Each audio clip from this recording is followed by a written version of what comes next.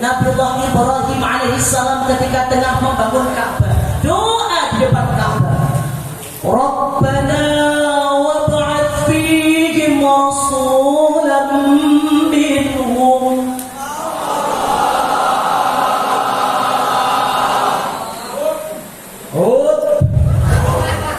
Udin suaranya ya Allah, mudah-mudahan besok ada Nabi, ada Rasul asli penduduk Mekah yang Engkau jadikan sebagai pemimpin di sini. Setelah ratusan tahun Nabiullah Ibrahim doanya dikabul, ada Nabi, ada Rasul asli penduduk Mekah yang namanya Nabi Muhammad sallallahu alaihi wasallam. Zaman sahabat ketika Kanjeng Nabi datang hijrah dari Mekah ke Madinah, sahabat pada berdiri dan mengatakan, yuk kabur bareng-bareng. 1, 2, 3, semangat.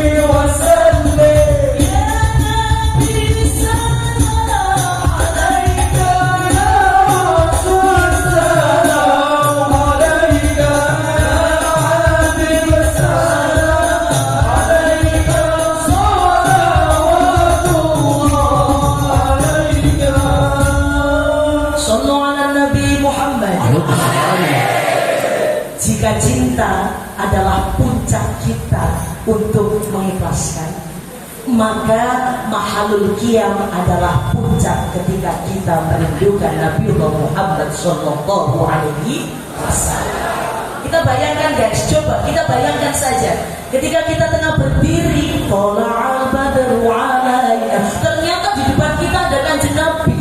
Senang enggak? Harus nui-nui surga dunia itu. Tapi sayang, seribu sayang, kita tidak hidup di zaman Kanjeng Nabi. Tapi kan kita bisa bermimpi. Sekarang lagi viral ini kontennya Habib Ja'far. Kalau kalian punya nomor handphone Kanjeng Nabi dan Nabi Muhammad tengah online di WhatsApp-nya, kira-kira mau mengatakan apa? Miku. Kita bayangkan saja, misalkan Kanjeng Nabi punya nomor handphone, Kanjeng Nabi install WhatsApp, kita punya nomornya, kita lihat Kanjeng Nabi online. Kalian mau apa? Capri? Orang video call orang? Paling enak itu Sherlock. Kalau Sherlock kita akan bisa langsung bertemu dengan Kanjeng. Tapi sayang, itu semua hanya mimpi. Meskipun itu semua hanya mimpi, tapi insya Allah kita yang hadir di sini besok akan dikumpulkan selama-lamanya abadi di dalam surganya Allah Subhanahu wa taala bersama Nabi Muhammad sallallahu alaihi wasallam. Amin amin ya rabbal alamin. Zaman tabi'in saking cintanya sama Nabi Muhammad sallallahu alaihi wasallam, beliau pada menciptakan syair-syair dalam kitab Barzanji, kitab Gibai. Syekh Abu Ja'far, Masya Allah, Al-Barzanji menciptakan Barzanjinya. Abdurrahman Ad-Dibai dengan Dibainya, Habib Ali Al-Habsyi dengan Simtut Durarnya, ada lagi Diyaul Lani, ada lagi Syaraf Al-Anam. Itu semua adalah usaha ulama terdahulu supaya ketika kita generasi penerus mereka melihat sejarah Kanjeng Nabi, bacanya enak dan tidak lupa dengan nabinya sendiri. Sallu ala Nabi Muhammad. Dan zaman kita sekarang dengan cinta dengan Kanjeng Nabi mengadakan acara semacam ini, ngundang Pak Ufti, ngundang hadroh, ada banner di belakang, ada layos, ada lighting, ada apa speaker, halo ke bahasa Inggris, bahasa Indonesianya mic. Ini semua butuh dana. Bapak Ibu guru melaksanakan kegiatan ini semua berkat rasa cintanya terhadap Kanjeng Nabi.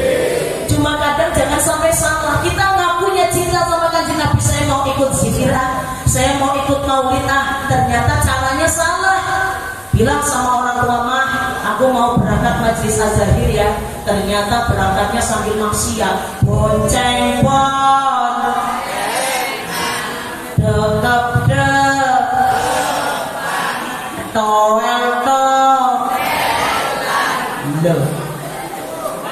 maulidnya gak salah, maulud pun gak salah, tapi caranya yang salah. Acaranya maulid Nabi Muhammad, benernya maulid Nabi Muhammad, tapi diisi di panggung ini dengan habutan secara goyang-goyangan.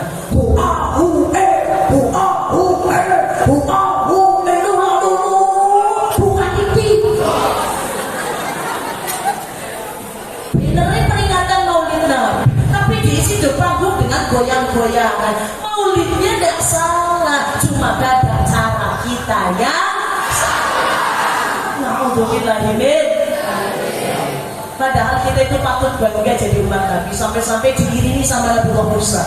Nabiullah Musa mengatakan, ya Allah, enak teman ya, umat Kanjeng Nabi datangnya terakhir tapi mlebu surganya pertama. Sedangkan bagaimana umatku? Kalau nabinya saja yang masuk duluan, aku tidak apa-apa. Tapi kok bantah ngomongin kita?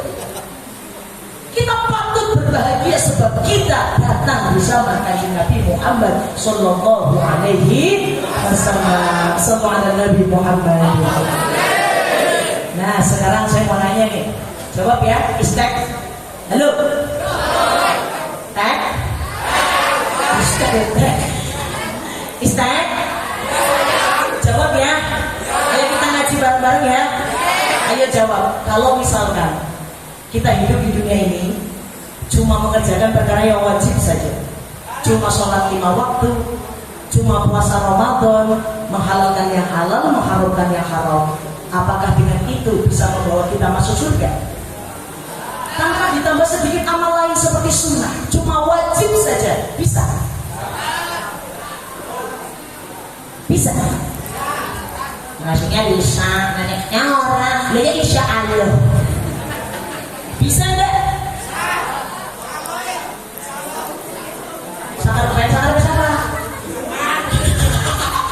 Sekarang besok dundang. Ayo kita cek hadis Kanjeng Nabi Muhammad Sallallahu Alaihi Wasallam.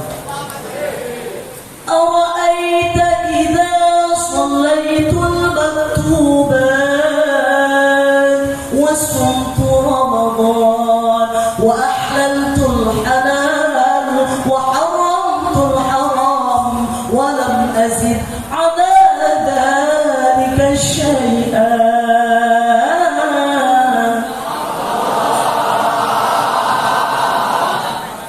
Suatu ketika tuh ada yang nanya sama Kanjeng Nabi, Nabi bagaimana pendapatmu? Pendapat apa? Tentang orang yang di dunia cuma mengerjakan sholat 5 waktu saja, cuma mengerjakan puasa di bulan Ramadan saja, menghalalkan yang halal, mengharamkan yang haram, tanpa ditambah sedikit amalan lain. Apakah orang semacam itu bisa masuk surga? Jawab Kanjeng Nabi adalah na'am wa in sodakta, bisa asalkan engkau jujur dengan perkataanmu. Sholat sing bener, puasa sing bener. Cuma sayang 1000 sayang, dalam hal ibadah wajib kita banyak kurangnya atau sudah sempurna? Banyak kurang apa sempurna? Allahu Akbar. Apa ini mau nih? Iya, Bang Joni itu kan spray. Iya. Lagi sholat nih, HP-nya bunyi. Kira-kira masih fokus sama Allah atau ngeron HP? Tetap Allah apa ngeron HP? Kamu mis keron itu ya, keron itu bahasa apa ya? Sudah tertuju sama HP, sholat lupa tidak fokus sama Allah, maka yang terjadi adalah ketika salam, assalamualaikum warahmatullah, assalamualaikum warahmatullah, langsung yang diambil. Belum diri dan belum apa, scroll TikTok, scroll Facebook, scroll YouTube, update sana, update sini, sampai WA-nya cuma stop check titik. Sampai kita lupa ternyata kita belum wirid. Sholat saja masih kemutan HP, cita-citanya pengen masuk sholat. Allahu Akbar. Malah bengong, yang dipikirin macam-macam, malah pikiran kita itu kemana-mana. Kayak Lesti ini dia. Lesti Rizky Bilar, awak cilik nemen kayak dibanting, ditak jaga video kayak apa ya? Kalau nembang sholat kalau nembang hati menjerit. Asik.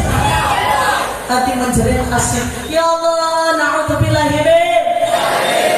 Ada lagi sholat toleh.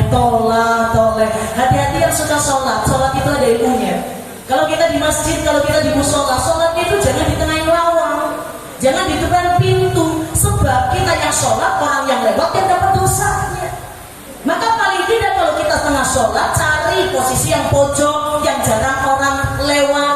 Sebab kalau kalian ada orang sholat lewat di depannya secara langsung dengan sengaja, kalau saja Anda tahu hukuman dan dosanya, maka Anda pasti memilih berdiri 40 tahun daripada lewati orang yang lagi sholat. Shallu ala Nabi Muhammad. Shallu ala Nabi Muhammad. Rukun qauli harus diperhatikan ketika sholat.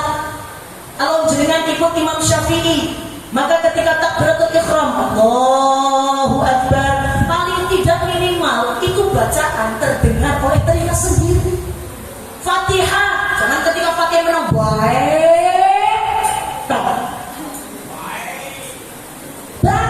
dibaca rukun qauli, minimal terdengar suara sendiri. Apalagi ketika kita dengan tasyahud, kudu terdengar suara sendiri. Dan salam yang pertama, assalamualaikum warahmatullah, harus terdengar suara sendiri. Yang putri biasa pakai mukena terusan atau potongan? Potong, hati-hati ya yang pakai mukena potongan, sebab anggota wajib yang harus terkena panggilan sujud ada 7. Pertama, kening, atau dalam bahasa Jepang disebut batuk. Batuk harus kena. Epek-epek 2 harus kena. Dengkul 2 harus kena. Ujung-ujung jari kaki 2 harus kena. Tapi ada satu yang tidak boleh ada penghalang antara tempat sujud dan ini batuk kita. Tapi kan permasalahannya ketika orang lagi mau kena potongan ya Mbak, ini harus hati-hati. Kadang rempah begini. Anggota sujud kita kening, kadang terkenanya oleh mukena, menghalangi tempat sujud kita, sholatnya tidak